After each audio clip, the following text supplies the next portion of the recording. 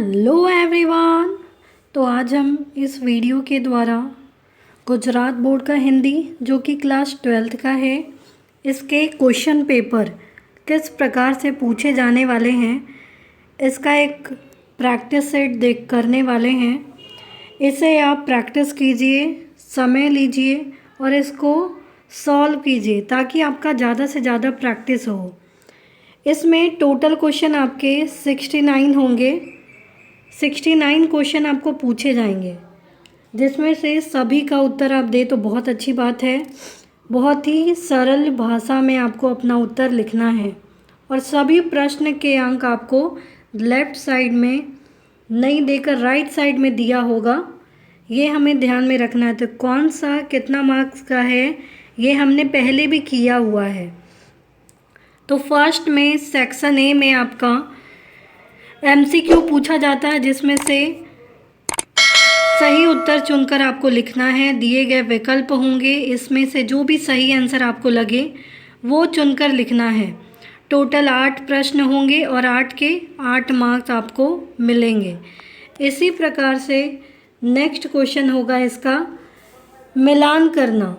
रचना के साथ योग्य पात्र, पात्र कहने का मतलब है कि जो उसमें कैरेक्टर है उसका योग्य मिलान करना है।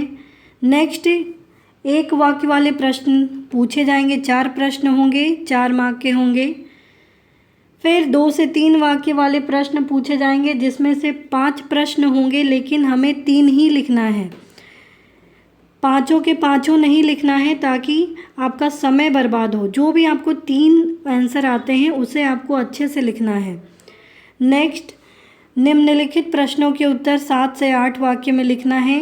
एक ही प्रश्न का उत्तर लिखना है और ये आपका 5 मार्क्स का पूछा जाएगा। इसी तरीके से सेम सेक्शन बी में, यानी ये पद्य विभाग होता है, जितने भी पोयम है उनसे ये पूछा जाता है। इसमें भी 8 एमसीक्यू होते हैं और 8 के अलावा इसमें उसी तरीके से कविता के जो कवि हैं, जिन्होंने ये कविता लिखी है, उनका नाम दिया रहेगा और आपको सही कविता और उनके कवि का नाम मिलाकर लिखना होगा। नेक्स्ट एक वाक्य वाले प्रश्न पूछे जाएंगे, 4 पूछे जाएंगे और हमें चारों के आंसर लिखने हैं। उसके बाद 2 से 3 वाक्य वाले 5 प्रश्न होंगे, 5 में से कोई 3 ही हमें करने हैं। तो ये आप प्रैक्टिस करें, जितना ज़्यादा आप प्रैक्टिस करेंगे ये आपको उतना ज़्यादा बेनिफिशियल होगा। फिर 7 से 8 वाक्य वाले प्रश्नोत्तर पूछे जाएंगे, इसमें से कोई एक ही लिखना है, हमें ये ध्यान रखना है। सेक्शन सी में आपके ग्रामर से क्वेश्चन पूछे जाएंगे, जैसे समानार्थी है, विलोम है, तत्सम है, प्रत्यय है। ये सारे हमने पहले वाले वीडियो में किया हुआ है। अगर आपने वो नहीं देखा है तो आप उसे देख लें और टॉपिक्स को अच्छे से समझ लें, फिर आप इसे सॉल्व करें। फिर शब्द समूह के लिए एक शब्द पूछा जाएगा। इनकरेक्ट सेंटेंस दिया है उसे करेक्ट करना होगा। कहावत है ये पूछा जाएगा। मुहावरे में हमें ध्यान रखना है कि मुहावरे में हमें अर्थ भी बताना है और इसका वाक्य में प्रयोग भी करना है। तो वाक्य में प्रयोग करना हम कहीं भूल ना जाए। बहुत बार ऐसा होता है कि लोग भूल जाते हैं, तो ये वाक्य में प्रयोग करना, इसका भूलना नहीं है। फिर प्रयोजनमूलक हिंदी इस तरीके से पूछा जाएगा, जैसे डाकघर है, वाक्य विचार है, शब्द है, फिर पर्यटन स्थल है, विश्वकोश है, पुस्तकालय तो आपका नहीं पूछे जाने वाला है। तो ये हमें ध्यान में रखना है, इसमें पुस्तकालय नहीं पूछा गया है।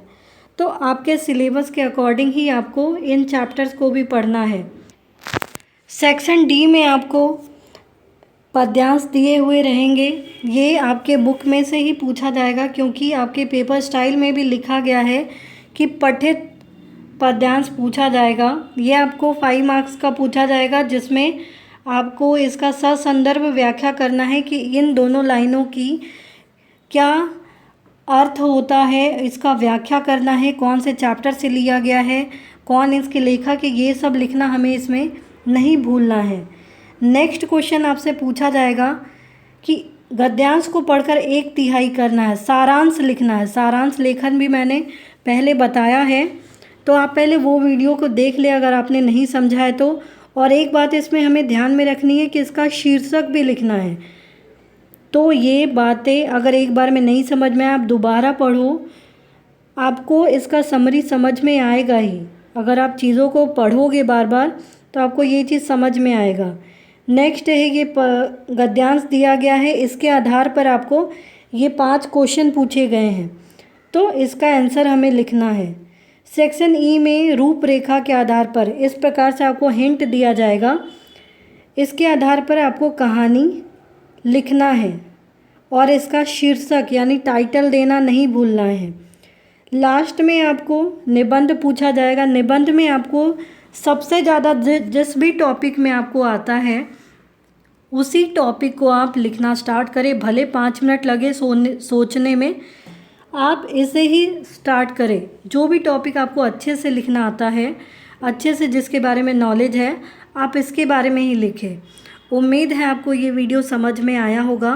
तो प्लीज़ आप इस वीडियो को लाइक करना, शेयर करना, सब्सक्राइब करना, कमेंट करना ना भूलें। Thank you.